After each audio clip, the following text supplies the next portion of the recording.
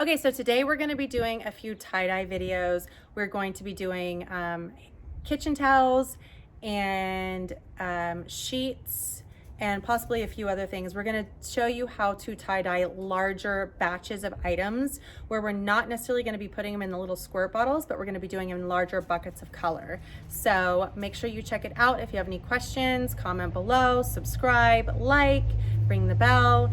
And if you want to see tie-dyeing more for like t-shirts and stuff like that, make sure you check out the other video that we did.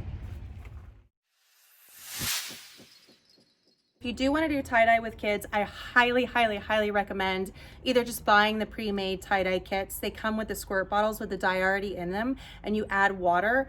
It's super easy for the kids to do. It has the color, the rubber bands, the dye, and gloves already included, and it's a great way to do this activity with kids. Another option is there's a company out there called Mama Osa, and I'm not sure I'm pronouncing it right, but she makes the cutest tie-dye kits, and they come with everything that you need.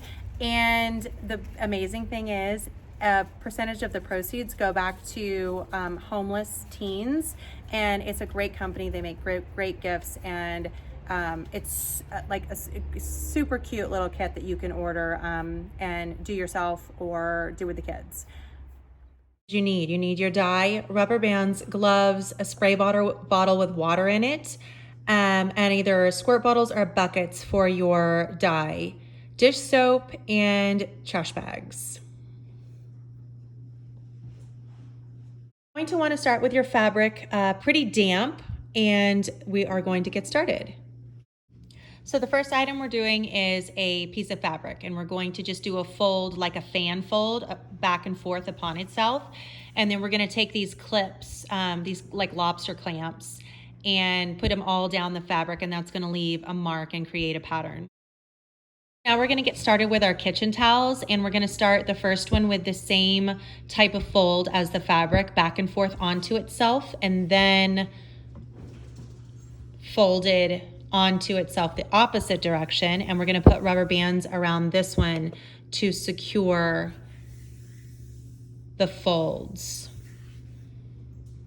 And each place you put the rubber band will leave a mark on your fabric. The next one we're going to do, we're just going to bunch up the fabric in different places and put rubber bands around it. One rubber band or two rubber bands. The tighter you wrap your rubber bands, the more dramatic the mark will be in your pattern and design. So the next thing you want to do is to make sure that your items are still wet. So go ahead and take your water bottle and spray them so they're nice and damp. With our dye, and we're going to put just a few drops of dish soap in warm water, not boiling but warm. I don't know why you do the dish soap.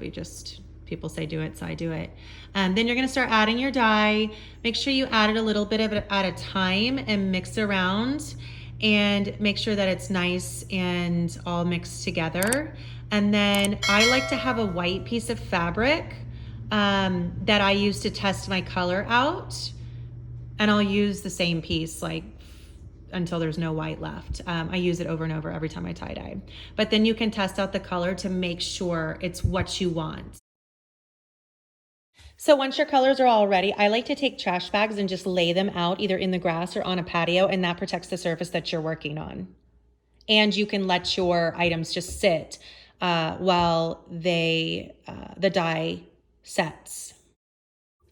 Okay, so we're gonna start submerging our towels and fabric into the bucket of the dye. Make sure you have your gloves on. If you don't wear your gloves, your hands will be dyed for days. It does not come out easily. So like I said, we're submerging the fabric into the bucket of dye.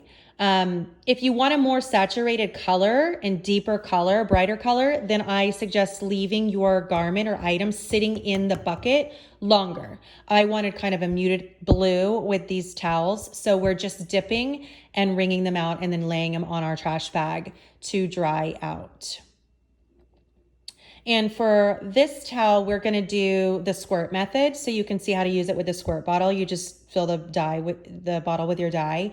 And obviously, if you want to do multiple colors, you have to use the squirt bottle.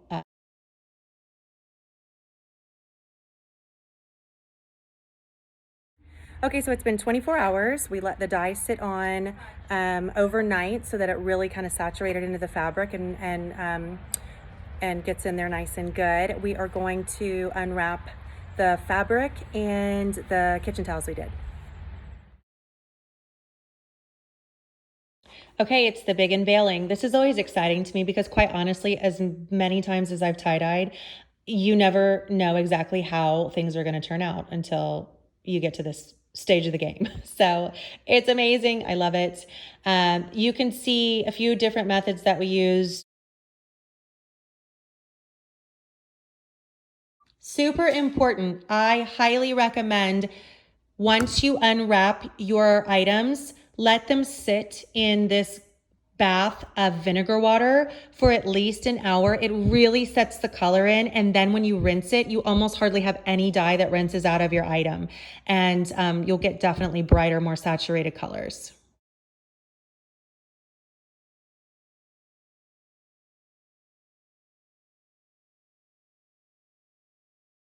Okay, so you guys can see all the different styles and designs that you can do. It's like a never-ending mix, and then imagine mixing in multiple colors. It's so fun and creative. And now what we're going to do is we're just going to rinse out all of the dye. Let it rinse until the water runs clear. Then you're going to throw it in the washer, not with any other articles of clothing.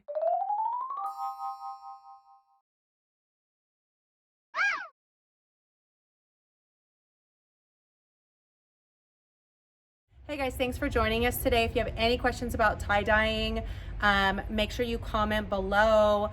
We will definitely be continuing this series. We are a little obsessed with tie-dye, so we're going to possibly be doing some more home items, more socks and t-shirts and all kinds of different things. So make sure you check it out.